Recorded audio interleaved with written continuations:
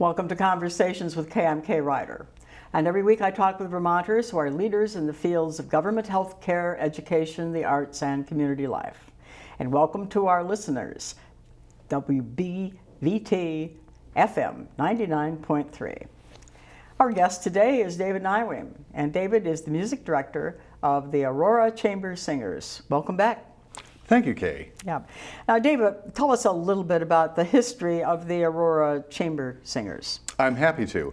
Aurora Chamber Singers is the result of many years of the Aurora Singers of Vermont, which was led by my colleague, William Metcalf, and his wife, Elizabeth Metcalf, who for many years led that organization that performed throughout Vermont, especially in Burlington, and with the Vermont Mozart Festival also for many, many years. And they produced their own concerts. That group was around for over 35 years under the name Aurora Singers of Vermont, as I mentioned.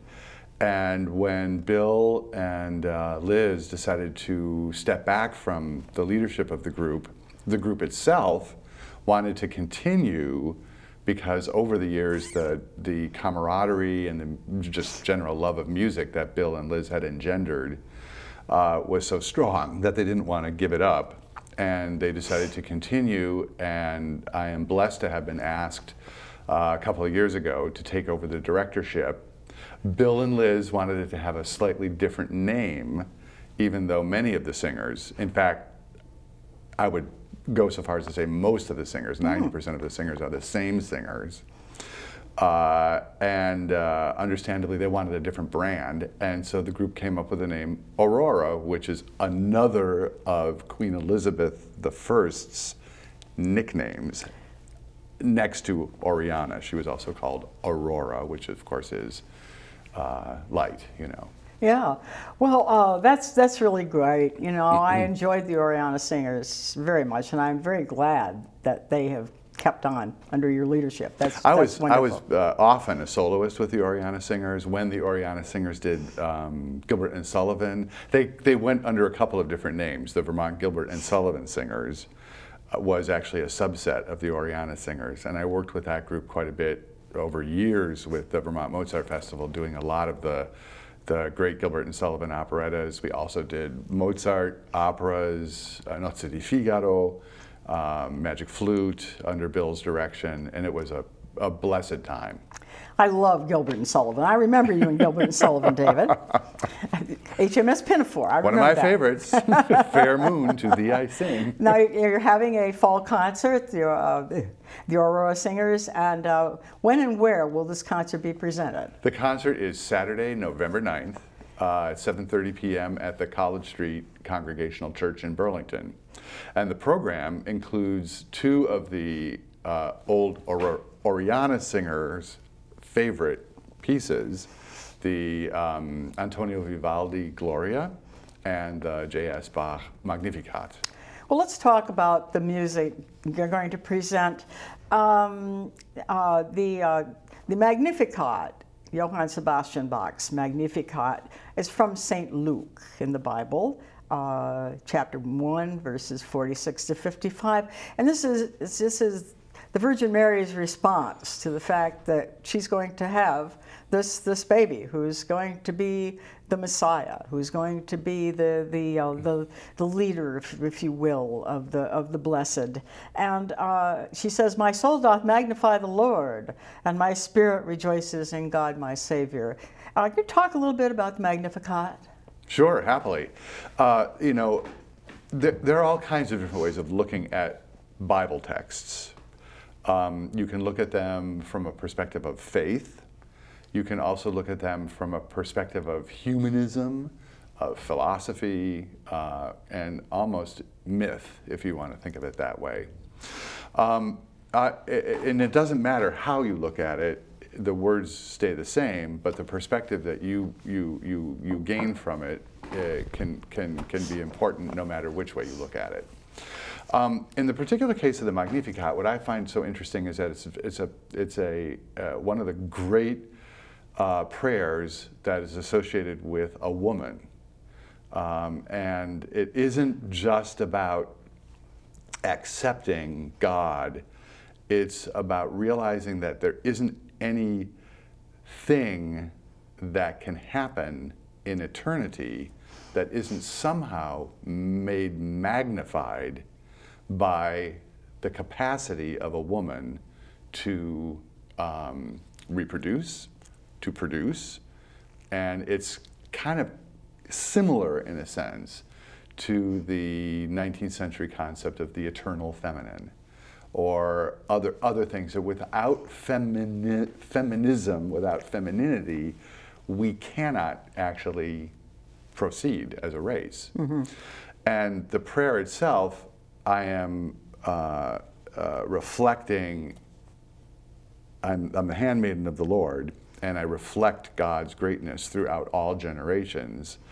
Then Mary goes on to talk about a bunch of important things, including the way that the mighty are pulled down through the strength of the people and the strength of God, how the poor are fed, how the rich and the wealthy are sent away from the table empty, while the poor and the needy are fed. And embedded in that Magnificat are some extremely important social texts, some incredibly important socialistic texts, yeah. How to look at society, how to look at the role of the individual person, especially the woman, in the larger scheme of creation and the larger scheme of God's plan. So it's a wonderful, wonderful, and very rich text. Yeah, it's interesting. Of course, some of our first gods were women, the goddesses, mm-hmm. Because of the fertility aspects. Mm-hmm. And the Mary's Magnificat actually anticipates a lot of what Jesus was going to preach about. Correct. How hard it is for the rich to get into heaven, mm-hmm. and the poor shall inherit the earth, et cetera, et cetera. The Sermon mm-hmm. on the Mount. Right. Yep. Yep, a lot of texts there that anticipate what, you don't know for sure who wrote the verses of the New Testament when, mm-hmm. but that certainly mm-hmm. has always been interesting to me that that was true. And it got picked up on, of course, in all, the bedrock of Christian teaching, as is the bedrock of the teaching of many organizations, is that every single person has worth. And it's especially designed to point to the value of people who are traditionally seen as undervalued. People who think they're important don't need somebody to hold their hand to tell them that they are important. They feel that way. Right. People who are obviously disadvantaged in a social situation very much need a narrative which can act as an emotional, spiritual, and personal stepping stone up and out.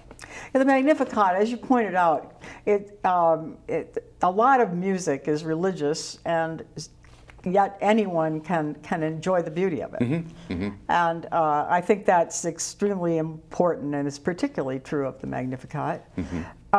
And Bach wrote the Magnificat when he was in a what I would call slave labor situation. All church musicians.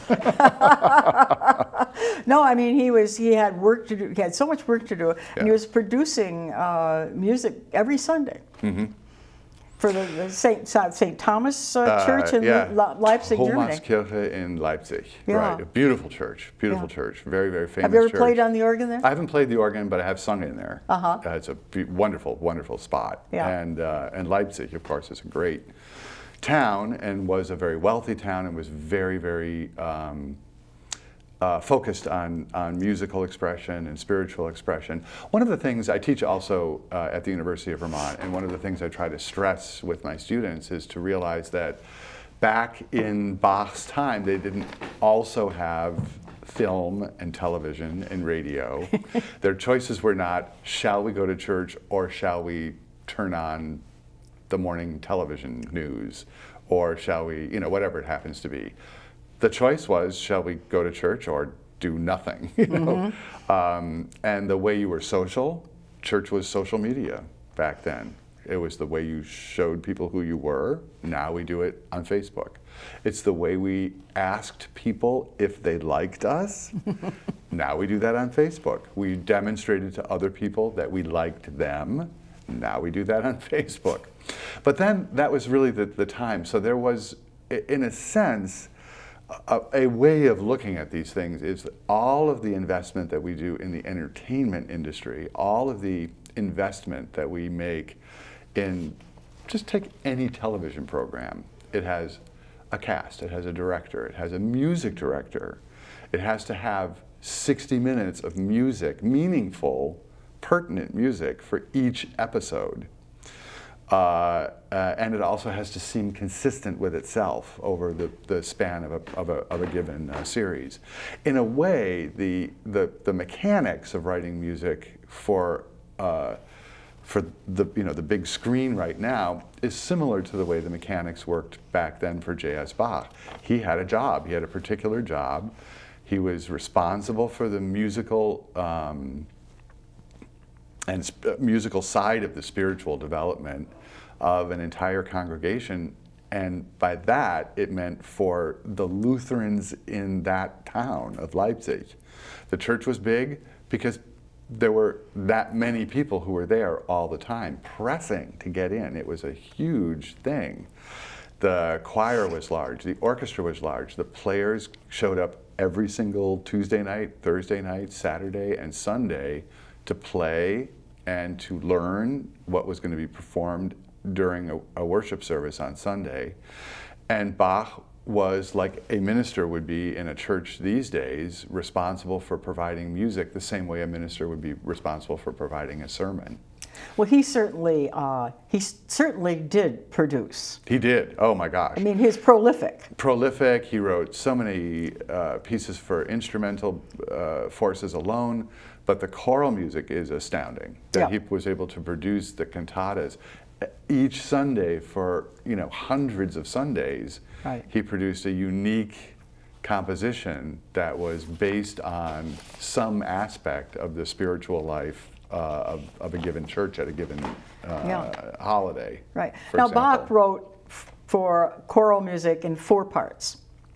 Yes, and also for more than 4 parts. I mean, he wrote music of all types, but I mean, certainly Bach is the one who's best known for codifying the 4-part chorale, the 4-part hymn tune. He's the one who kind of is associated the most with the apex of that experience. Right, right. And a lot of the early singers in church music were men. And that's true. Yeah.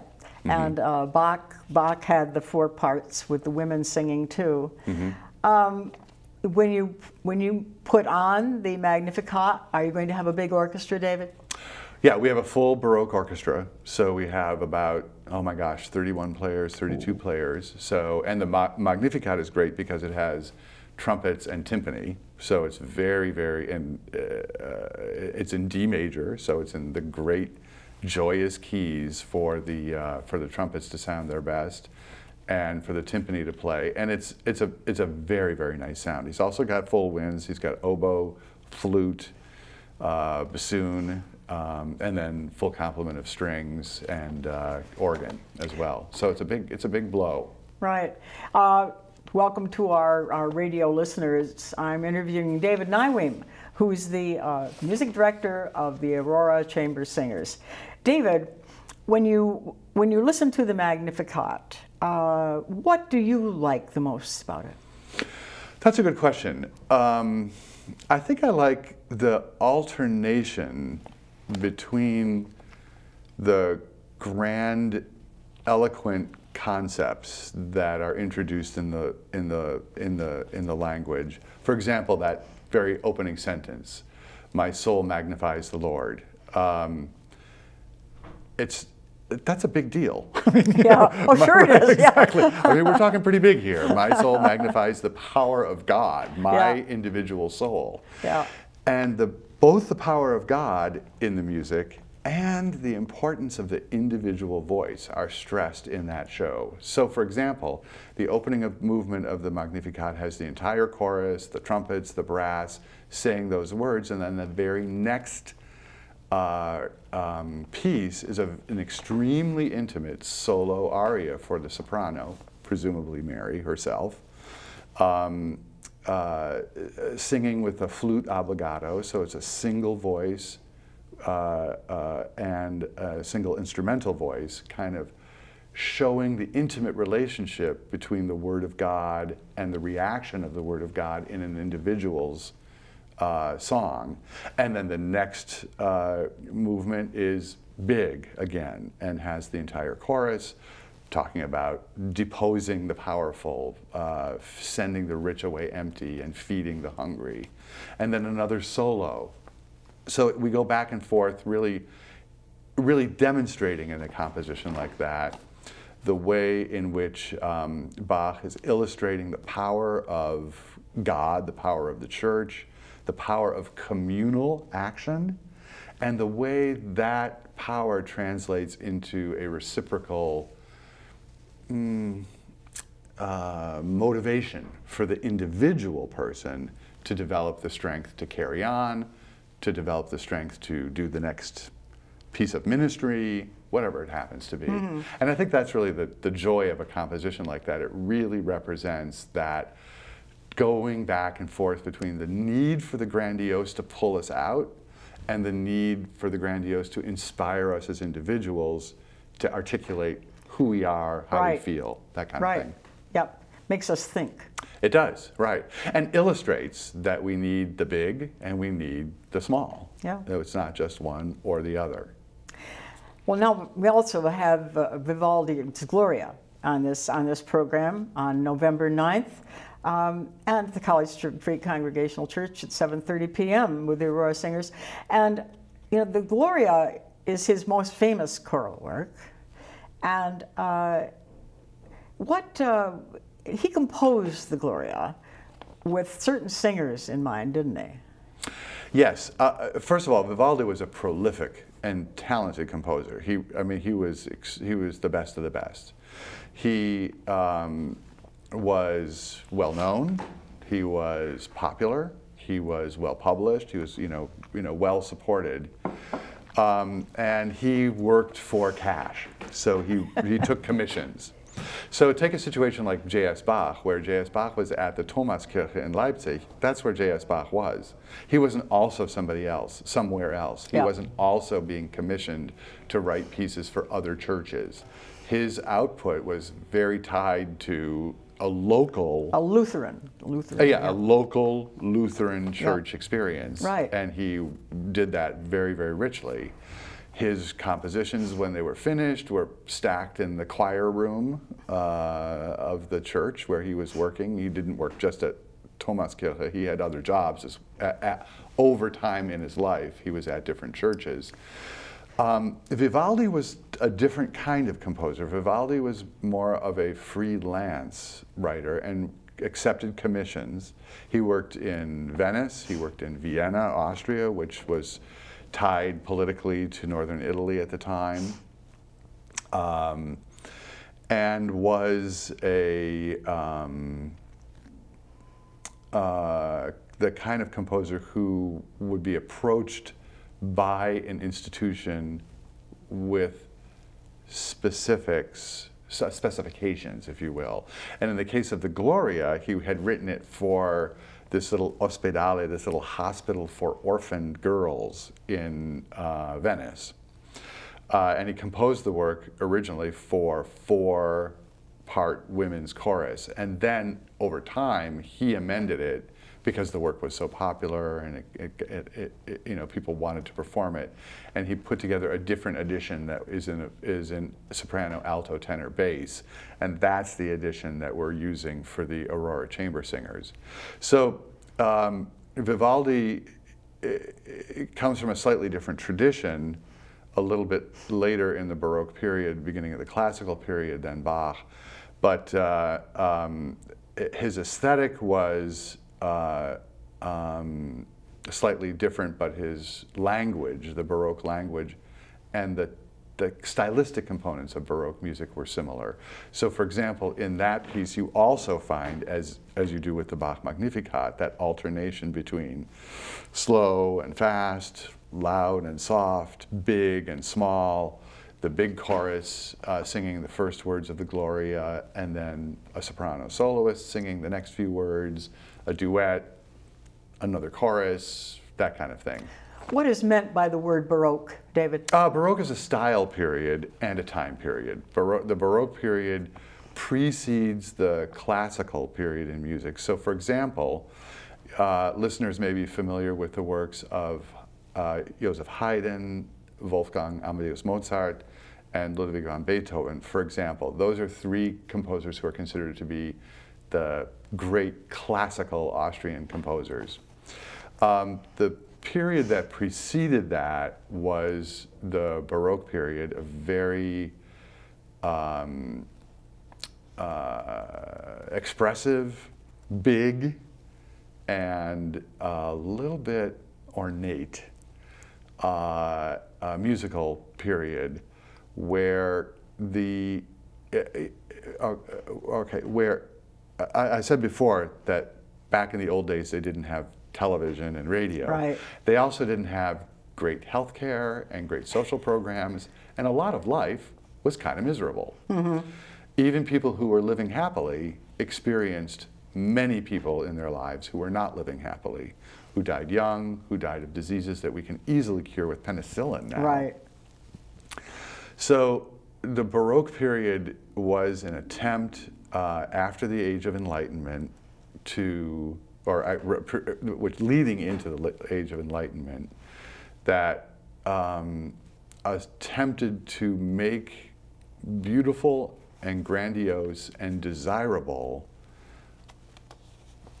an aesthetic which exists beyond the day-to-day life. Right, right. So that when you have somebody who has been lost young or lost tragically, you can imagine them, you being alive, in a place that's very beautiful, that's very ornate, and it helps you through your life. So the Baroque period was a reaction, if you will, to the bleak facts, the facts of a bleak life. Right, and the music is both powerful and beautiful. Mm-hmm. But I'm always fascinated by Vivaldi writing so much for this orphanage, these young women.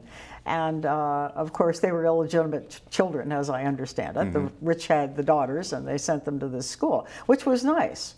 I think we got a lot of good music out of it, and yeah, and, we certainly did. And we hope that the people who lived in those institutions had a life that was made much more beautiful and much more rich and full, given their circumstances, because they were able to be exposed to great music, performing great music, and listening to great music, and experiencing that joyous connection that can be gotten really only in music. I find Vivaldi's music very joyful, and when you think of Vivaldi, you think of the Four Seasons. And the Four Seasons in spots in the Four Seasons, it's like somebody singing. I've always felt that way, and so he has a great gift as a melodist, and I think that's a lot of it. Right. Where would someone call, David, for information about the concert of the Aurora Singers on thanks November for asking. Information, you can get information about the group from aurorachambersingers.com, and we have a Facebook presence as well, and the tickets will be available through the Flynn Tix box office, probably in the middle of yeah, wouldn't it be aurorasingers.org, your nonprofit? Yes. Yes, aurorasingers.org. Yeah. Okay. Okay. Now, you have four parts singing in your chorals. How large is your group, David? The group is 38 singers. So we have robust sections in each. We're at the edge of what you would call a chamber group, but the group works very, very well together. And we have some wonderful soloists as well who will be joining us. Sarah Collins and Adam Hall will be singing. Gary Moreau and Linda Radke will be singing. So it's going to be a very, very nice musical experience for sure. That's great. Some of your singers have been there for a very long time, haven't they? Yeah, there are some singers who've been there from the beginning of the Oriana Singers. Wow. Which is wonderful. And I'm thrilled that people like, for example, Jill Hallett-Levis, who is frequently a soloist with the group over many years, and Jill and I sang for years and years and years together at the Flynn and with the VSO and with the Mozart Festival. Jill and her husband Bob have come back not as soloists, but they have joined the group to sing in the ensemble, That's which is great. a blessing. That's great. Quickly now, do you have a spring concert planned, David? We have been following the model for the past couple of years that we'll do a big orchestral, kind of traditional Baroque program at the first semester. And in the second semester, in May, we do a program that's a little bit more thematic and is a chamber program. So for example, last year we did an interesting program, Crossing Borders, where we did music from Canada, the United States of America, and the United States of Mexico, and tried to show the many ways in which there are actually no borders just in our continent, let alone, you know, the rest of the world. And the year before that, we did a program called Heavenly Love, where we addressed that program happened to be on Mother's Day, so we did program thematic that was tied to that theme, and we'll be doing a similar program in May of 2020. Now, choral music is both powerful and beautiful. We have very little time left here. Why do you love it so much? Oh my gosh. Well, I have to say that for me, music in general and choral music in particular is really a physical love. So it was the first time I was in the middle of a choral sound that I realized, oh my gosh, this is as though there were a physical presence and kind of like putting a blanket around my body and my ears, and effectively also my soul, through that experience. Because as we know, sound is physical. When we make a sound, we move molecules. Molecules move and they react to you.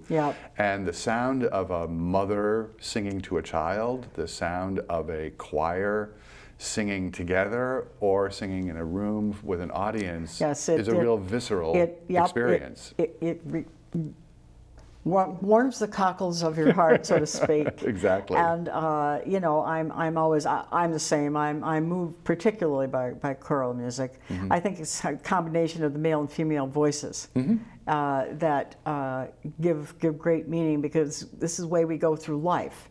Interacting with males and females and different kinds of people who all come together for a love of music. Thank you for coming, David. Thank you for asking me, Kay. Always what a nice. pleasure. Always nice to talk with you. Thank you for joining us on Conversations with Kay. There's a lot of local music going on. I hope you're enjoying it.